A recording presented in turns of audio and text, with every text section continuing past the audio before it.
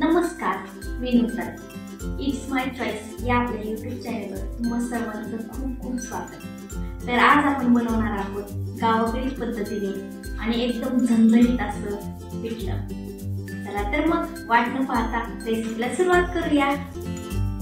तर पिठलं बनवण्यासाठी इथे आपण एक गड्डा लसूण घेतलेला आहे, 2 मोठ्या आकाराचे कांदे असे बारीक कट करून घेतलेले आहेत, भरपूर अशी कोथिंबीर, 3 ते 4 हिरवी मिरची, कढीपत्ता आणि 1 वाटी बेसन पीठ चाळून घेतलेला आहे।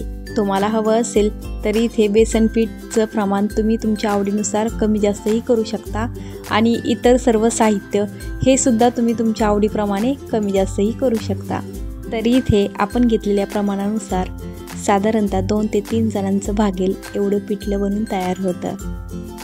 तर आता इथे आपण एक खोलगट खलबत्ता घेतलेला आहे, यात आपण लसूण, मिरची, कोथिंबीर, मीठ आणि थोडंसं जिरं घालून हे सर्व व्यवस्थित असं बारीक करून घेऊया।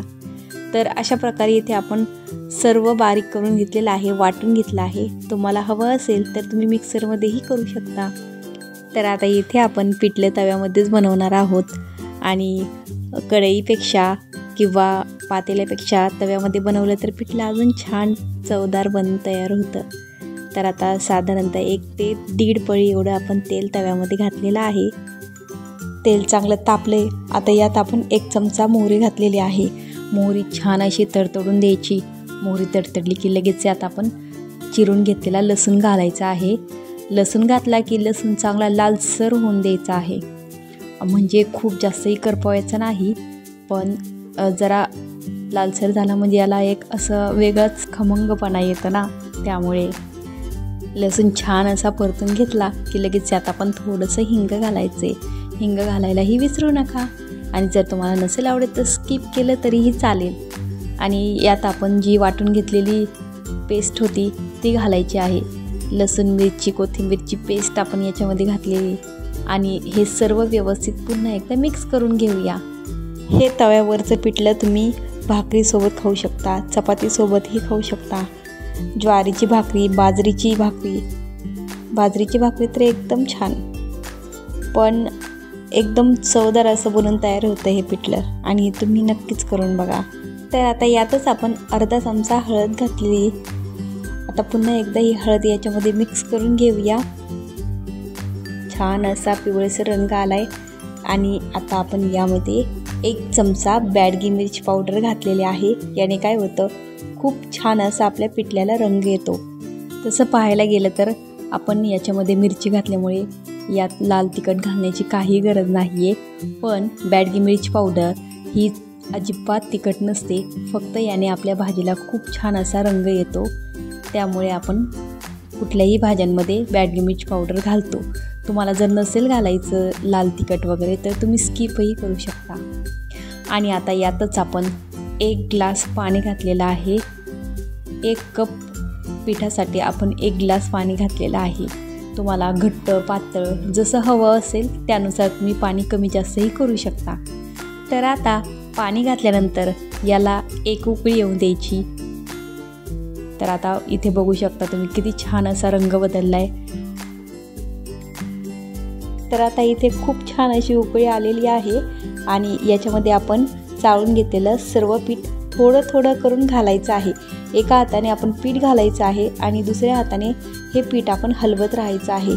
व्यवस्थित लक्ष करून ही स्टेप फॉलो करा। एकदम सगळं पीठ घालायचं नाही, नाहीतर आपल्या पिठल्याच्या सगळ्या गाठी गाठी बनून तयार होतात आणि हे पीठ कच्चं राहतं आणि मग हे चवदार होत नाही। त्यामुळे थोडं थोडं पीठ घालून याला व्यवस्थित हलवायचं। या सर्व गाठी फोडून घ्यायच्या, तरच पिठलं आपलं छान बनून तयार होतं।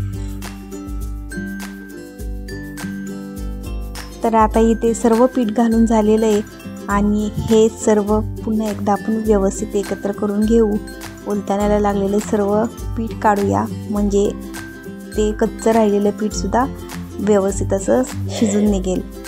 आणि अजून थोडंसं पिठलं शिजू देऊया आणि मग आपलं पिठलं खाण्यासाठी तयार आहे।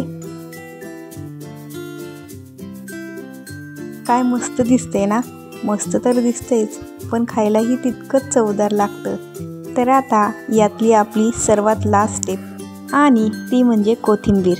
तर यामध्ये भरपूर अशी कोथिंबीर घालून पुन्हा एकदा हे सर्व पिठलं आपण एकत्र करून घेऊ. आणि आता इथे पिठलं खाण्यासाठी तयार आहे. जर चॅनलवर नवीन असाल, अजूनही आपल्या चॅनलला सबस्क्राईब केलेलं नसेल, तर लगेच खाली दिलेल्या बेल आयकॉनवर क्लिक करून आपल्या चॅनलला सबस्क्राईब करा. आणि रेसिपी कशी वाटली हे कमेंट करून सांगायला अजिबात विसरायचं नाही. आणि आपला व्हिडिओ जास्तीत जास्त शेअर करायलाही विसरू नका.